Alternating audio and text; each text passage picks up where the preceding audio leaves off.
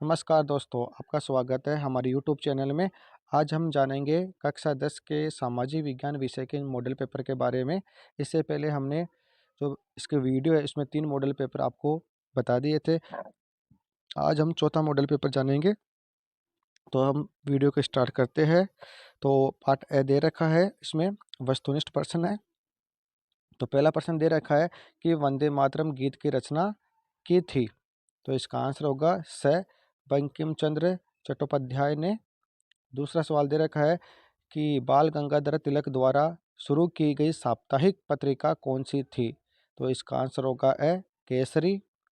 तीसरा सवाल है कि ईस्ट इंडिया कंपनी के बुनकरों पर निगरानी रखने, माल इकट्ठा करने और कपड़ों की गुणवत्ता जांचने के लिए वेतनभोगी कर्मचारी तैनात किए गए, जिन्हें कहा जाता था। इसका आंसर होगा स गुमास्ता। चौथा सवाल है कि भारत में पहला सीमेंट उद्योग कारखाना कहाँ लगाया गया था। तो इसका आंसर होगा स चेन्नई। पांचवा सवाल है कि आधुनिक छापेखाने का आविष्कार किसने किया था। तो इसका आंसर होगा ए योहान गुटेनबर्ग ने। पांचवा सवाल है कि राजनीतिक दलों के सामने कौन सी चुनौतियां है। तो इसमें 4 ऑप्शन दे रखे हैं।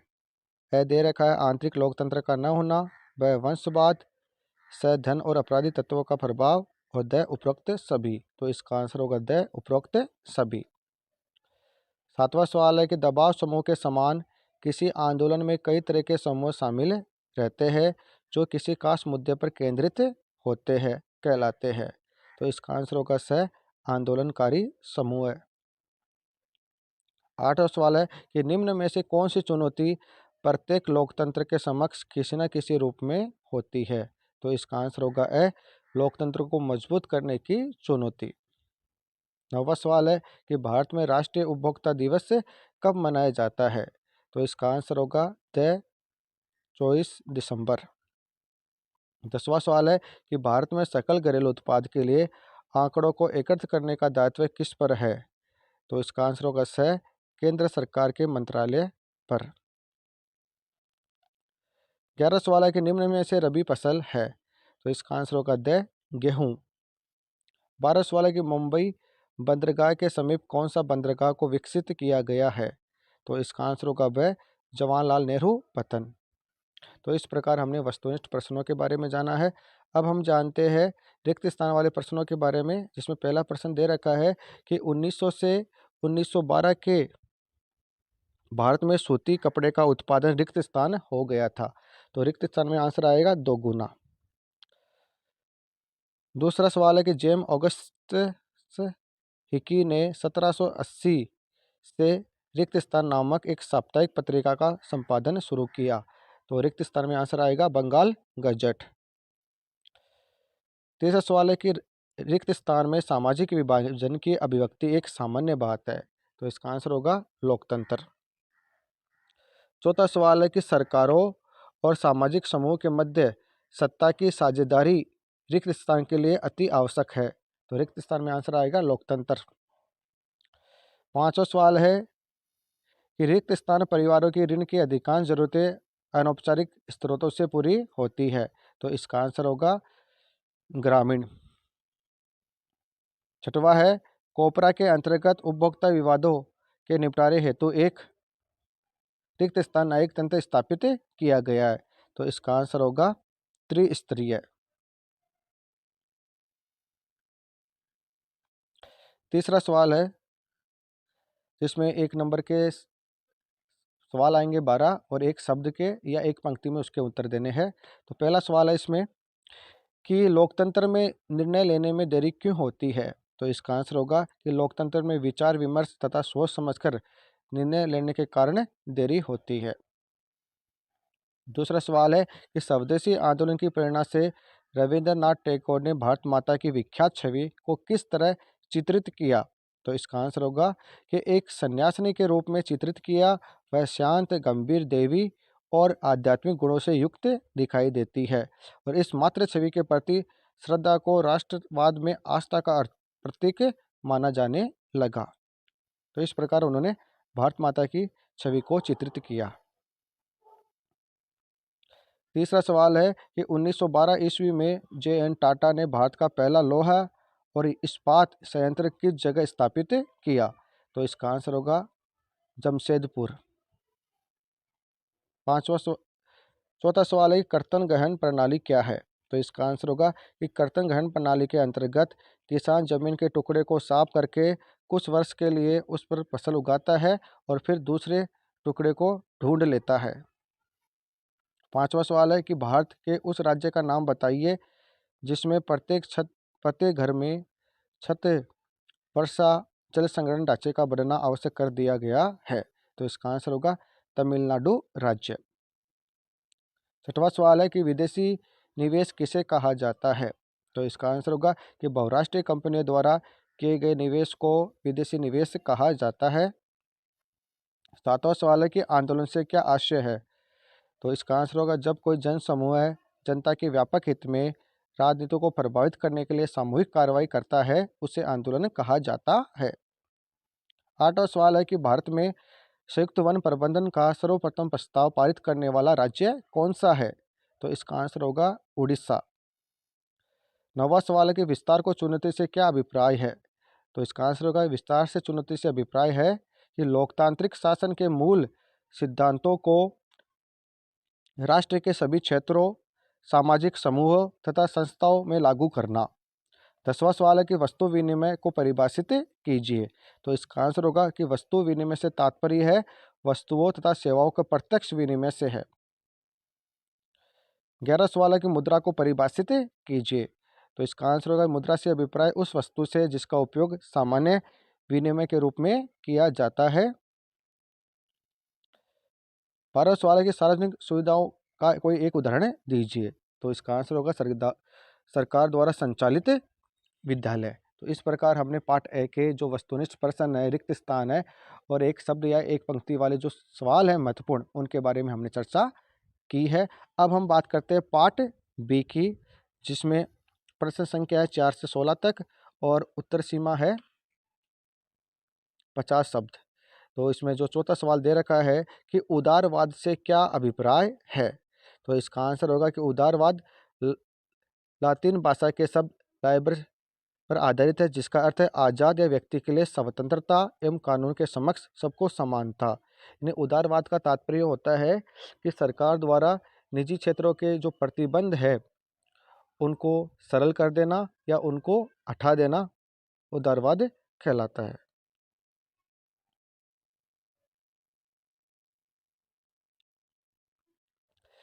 पांचवा सवाल है कि G77 देशों से आप क्या समझते हैं? तो इसका आंसर होगा कि G77 विकासशील देशों का संगठन है जिसमें एक नई अंतर्राष्ट्रीय आर्थिक प्रणाली की स्थापना पर बल दिया है। छठवां सवाल है कि जैव विविधता में कमी लाने वाली गतिविधियों को कम करने के किन्हीं दो उपायों को लिखिए। तो इसका आंसर होगा कि कीटनाशकों के अनावश्यक उपयोग पर रोक लगाई जाए। दूसरा है ईंधन के सुरक्षित साधनों का उपयोग बढ़ाया जाए। ईंधन हेतु पेड़ काटने पर रोक लगाई जाए। तीसरा है सांप, गोहरा या अन्य जंगली जानवरों का रेस्क्यू कर उन्हें वन क्षेत्र में छोड़ा जाए। और चौथा है कि जानवरों के शिकार पर प्रतिबंध लगाया जाए तथा ऐसा करने वालों को कठोर दंड दिया जाए। तो इस प्रकार जैव विविधता में कमी आने वाली गतिविधियों को कम किया जा सकता है। 7वां सवाल है कि बहुउद्देश्य परियोजनाओं को स्पष्ट कीजिए। ऐसी नदी घाटी परियोजना जिससे निम्नलिखित उद्देश्य पूरे हो उसे बहुउद्देश्य परियोजना कहते हैं। जैसे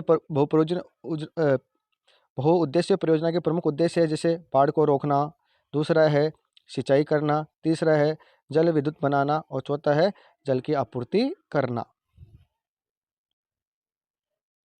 8वां सवाल है कि गहन जीविका कृषि से आप क्या समझते हैं? स्पष्ट कीजिए। तो इसका आंसर होगा कि गहन जीविका कृषि इस प्रकार की कृषि उन क्षेत्रों में की जाती है जहां भूमि पर जनसंख्या का दबाव अधिक होता है। यह श्रम गहन खेती है जहां उत्पादन के लिए अधिक मात्रा में जैव रासायनिक निवेशों और सिंचाई का प्रयोग किया जाता है। 9वां सवाल है जल परिवहन सड़क परिवहन से सस्ता क्यों है? 2 कारण लिखिए। तो इसका पहला कारण है कि जल मार्ग बनाने का कोई खर्चा नहीं करना होता है, और दूसरा है इसके रख-रखाव पर कोई खर्चा नहीं होता, या इसको चालित रखने के लिए कम ऊर्जा की आवश्यकता होती है। 10वां सवाल है कि श्रीलंका पर कई तमिलों को भारतीय तमिल क्यों कहा जाता है? तो इसका आंसर होगा उन्हें भारतीय तमिल इसलिए कहा जाता है क्योंकि वे औपचारिक शासनकाल में या गानों में काम करने के लिए बागानों में काम करने के लिए भारत से लाए गए लोगों की संतान है। तो इसलिए कई तमिलों को भारतीय तमिल भी कहा जाता है। 11वां सवाल है कि भारत में वास्तविक लोकतंत्र लाने के लिए राजनेताओं में किस प्रकार का सुधार होना आवश्यक है? तो इसका आंसर होगा कि भारत में जब तक नेता जाति धर्म की सीमाओं से ऊपर नहीं उठेंगे, तब तक वास्तविक लोकतंत्र नहीं आएगा। 12वां सवाल है कि श्रम के लैंगिक विभाजन से क्या आशय है? तो इसका आंसर होगा श्रम के लैंगिक विभाजन से आशय है कि श्रम के लैंगिक विभाजन से आशय श्रम के बंटवारे का वह तरीका है जिसमें घर के अंदर के सारे काम परिवार की औरतें करती है या अपनी देख रेख में घरेलू नौकरों या नौकरानियों से करवाती है, जबकि घर के बाहर का सारा काम पुरुष करते हैं। 13वां सवाल है कि पर्यावरण में गिरावट के किन्हीं 2 उदाहरणों को लिखिए। तो इसका आंसर होगा कि पहला उदाहरण है कि भूमिगत जल स्तर में कमी। हमारे आसपास भूमिगत जल का अति उपयोग हो रहा है, जिसके कारण जल के स्तर में निरंतर कमी आती जा रही है, जो एक चिंता का विषय है। दूसरा है वनों की कटाई। शिकारी एवं तस्कर निरंतर वन्य जीवों का शिकार कर रहे हैं एवं उनके विभिन्न अंगों का व्यापार कर रही है। इससे दुर्लभ वन प्राणियों के लुप्त होने का खतरा बढ़ रहा है। तीसरा है खनन क्रिया से प्रदूषण। हमारे क्षेत्र के आसपास खनिज निकालने की क्रियाएं भूमि, जल, वायु को प्रदूषित कर रही है। इससे दुर्लभ वन प्राणियों को नुकसान पहुंच रहा है। 14वां सवाल है कि आपके विचार से सार्वजनिक क्षेत्र क्यों आवश्यक है? कोई 2 बिंदु लिखिए। तो इसका आंसर होगा कि हमारे विचार में सार्वजनिक क्षेत्र की आवश्यकता निम्न बिंदुओं पर है। पहला बिंदु है कि आधारभूत सुविधा का विस्तार, जैसे शिक्षा एवं स्वास्थ्य सुविधा का विस्तार, सड़कों एवं रेल परिवहन का विस्तार, संचार सुविधा के विस्तार के लिए सार्वजनिक क्षेत्र आवश्यक है। दूसरा है सामाजिक कल्याण हेतु सार्वजनिक क्षेत्र की आवश्यकता है। 15वां सवाल है कि विकास में ऋण की भूमिका का विश्लेषण कीजिए। तो इसका आंसर होगा कि सभी व्यावसायिक क्रियाओं का विकास एक अच्छी ऋण प्रणाली पर निर्भर है। ऋण व्यावसायिक क्रियाओं के कच्चे माल, कार्यशील पूंजी आदि से संबंधित आवश्यकताओं को संतुष्ट करता है। यह व्यवसाय की लाभ अर्जित करने की क्षमता में वृद्धि करता है। इसी कारण सभी लोगों की आय में वृद्धि होती है, जिससे राष्ट्रीय आय में भी साथ साथ वृद्धि होती है, जो विकास का सूचक है। 16वां प्रश्न है कि बाजार में उपभोक्ता शोषण के कोई 2 तरीके समझाइए। तो इसका आंसर होगा कि व्यापारी, दुकानदार या उत्पादक कई तरीकों से उपभोक्ताओं का शोषण करते हैं। पहला है घटिया सामान। कुछ बेईमान उत्पादक जल्दी धन एकत्र करने के उद्देश्य से घटिया माल दे देता है, क्योंकि ऐसा करने से उसे अधिक लाभ होता है। दूसरा है कम तोलना या मापना। बहुत से चालाक व लालची दुकानदार ग्राहकों को विभिन्न प्रकार की चीज़ें कम तौलकर या कम मापकर उनको ठगने का प्रयास करते हैं। तो इस प्रकार हमने जो 2 नंबर के प्रश्न है वो सब जाने हैं। अब हम जानते हैं जो अगला सवाल है, इटली के एकीकरण का वर्णन कीजिए या इटली के एकीकरण पर प्रकाश डालिए। तो इसका आंसर होगा कि 19वीं शताब्दी में इटली के एकीकरण की प्रक्रिया प्रारंभ हुई, जो इस प्रकार थी। पहली, इटली में राजनीतिक विखंडन का एक लंबा इतिहास था। यह अनेक वंशानुगत राज्यों में बिखरा हुआ था। दूसरा, 19वीं सदी के मध्य में इटली 7 राज्यों में बटा हुआ था, जिनमें केवल एक राज्य पर एक सार्डिनिया पिनमांट में एक इतालवी राजघराने का शासन था। तीसरा है 1930 के दशक में जोसेफी मेजिनी ने एकीकृत इतालवी गणराज्य के लिए एक सुविचारित कार्यक्रम प्रस्तुत करने की कोशिश की थी। उसने इटली के एकीकरण के लिए यंग इटली नामक गुप्त संगठन बनाया। चौथा है मंत्री प्रमुख कावूर ने इटली के प्रदेशों को एकीकृत करने वाले आंदोलन का नेतृत्व किया। पांचवा है उसने फ्रांस की मदद ली और 1859 में ऑस्ट्रिया बलों को हराने में सफलता पाई। छठवा है 1860 ईस्वी में दक्षिण इटली और दो सिसिलियों के राज्य में प्रवेश कर गए स्पेनी शासकों को हटाने के लिए स्थानीय किसानों का समर्थन पाने में सफल रहे। और सातवां है 1861 में द्वितीय ने एकीकृत इटली का राजा घोषित किया गया। इस तरह इटली का एकीकरण पूरा हुआ। अगला सवाल है 18वां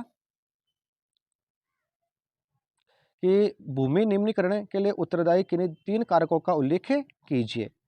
तो इसका आंसर होगा कि भूमि निम्नीकरण के उत्तरदायी कारक निम्न प्रकार है। पहला, खनन। खनन के उपरांत खदानों वाले स्थानों को गहरी खाइयों और मलबे के साथ खुला छोड़ दिया जाता है। वनों को काटा जाता है जिससे भूमि का अपकर्षण होता है। दूसरा है अति पशुचारण। चारागाहों में पशुओं की निरंतर चराई के कारण भूमि का ह्रास होता है। तीसरा है अत्यधिक सिंचाई।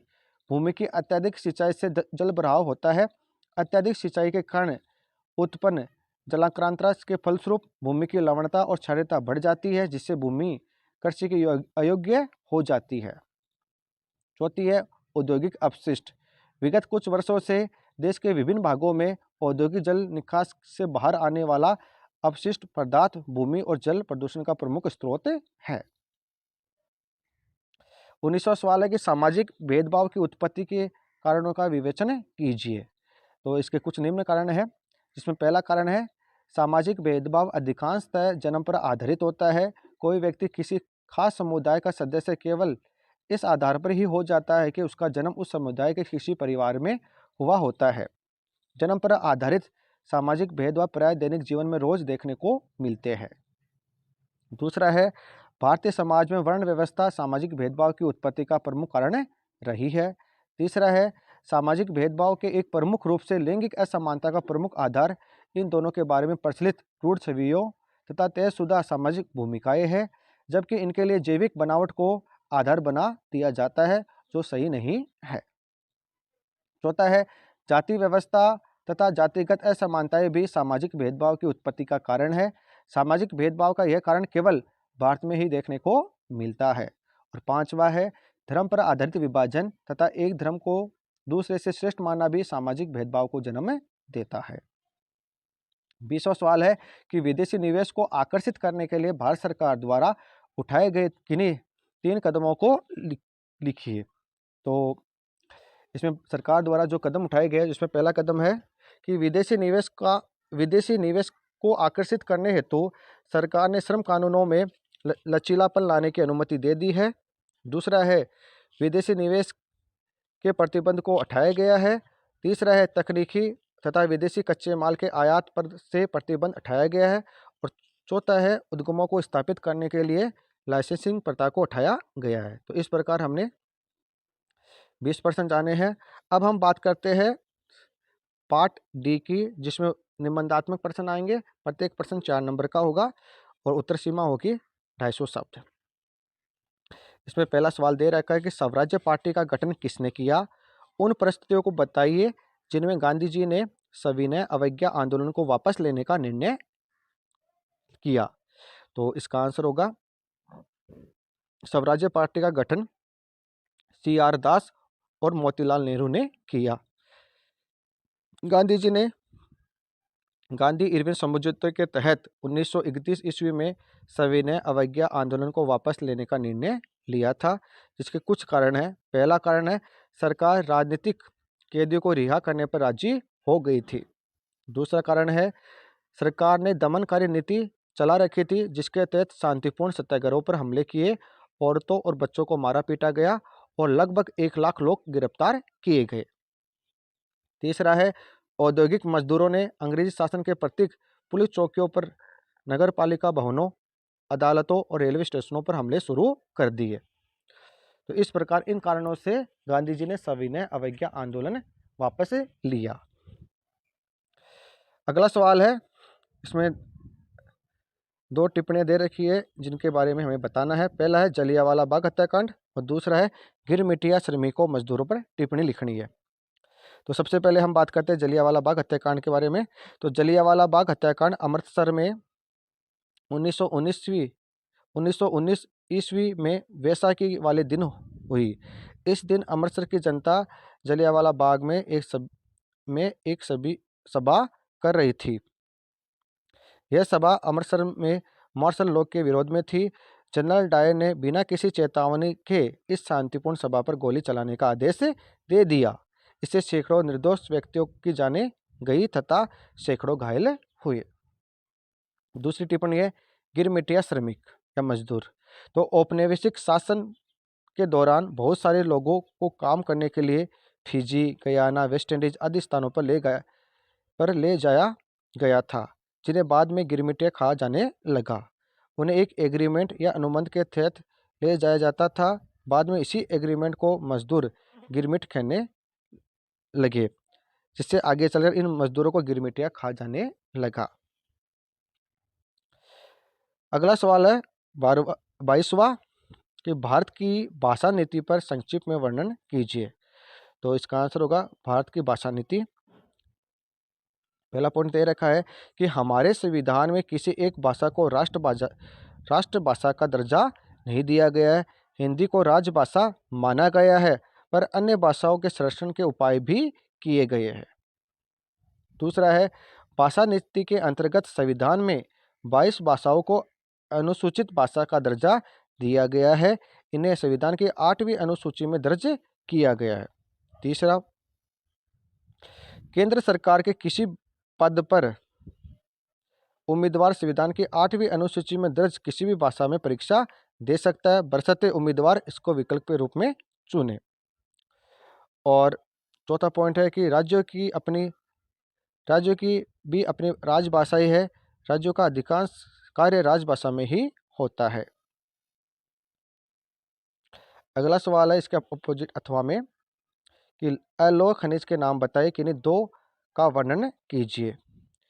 तो अलोह खनिज है जैसे तांबा, बॉक्साइट, सीसा और सोना। तो हम सब तांबे के बारे में जानते हैं कि भारत में तांबे के भंडार व उत्पादन कम मात्रा में होता है। भारत में तांबे की खानें मध्य प्रदेश में बालाघाट, झारखंड में सिंहभूमि तथा राजस्थान में खेतड़ी की खदानें प्रसिद्ध है। इसका उपयोग बिजली के तार, इलेक्ट्रॉनिक्स तथा रासायनिक उद्योगों में किया जाता है। दूसरा है बॉक्साइट। बॉक्साइट निक्षेपों की रचना एल्यूमिनियम सिलिकेटों के समृद्ध व्यापक भिन्नता वाली चट्टानों से विघटन से होती है। भारत में बॉक्साइट अमरकंटक पठार, मैकाल पहाड़ियाँ तथा बिलासपुर कटनी के पहाड़ी क्षेत्र में पाए जाते हैं। तो इस प्रकार हमने जो 2 निबंधात्मक प्रश्न है उनके बारे में जाना है। अब हम जानते हैं मानचित्र के बारे में। तो जो भारत का मानचित्र दे रखा है, इसमें पहले प्रश्न में पोरबंदर, बीकानेर, कोलकाता और नाहरकटिया दे रखा है। तो पोरबंदर तो गुजरात में दे रखा है, यहाँ पे दर्शा रखा है। दूसरा है बीकानेर जो राजस्थान में है, कोलकाता जो पश्चिमी बंगाल में है और नाहरकटिया जो कि आसाम में है। अथवा में गोवा, मयूरभंज, नागपुर और बस्तर दे रखे हैं। तो गोवा के अंदर, नागपुर है महाराष्ट्र में, मयूरभंज है उड़ीसा में और बस्तर है झारखंड में। तो इस प्रकार हमने आज सामाजिक विज्ञान के मॉडल पेपर 4 के बारे में जाना है। अगर इस प्रकार आप हमारे मॉडल पेपर 1, 2, 3, 4 को अच्छी तरह समझ लोगे तो आपके सामाजिक विज्ञान विषय में अच्छे नंबर आने की संभावना 100% है। तो अगर आज का वीडियो हमारा अच्छा लगा तो हमारे चैनल को सब्सक्राइब कीजिए, अधिक से अधिक शेयर कीजिए, लाइक कीजिए, कमेंट कीजिए। धन्यवाद।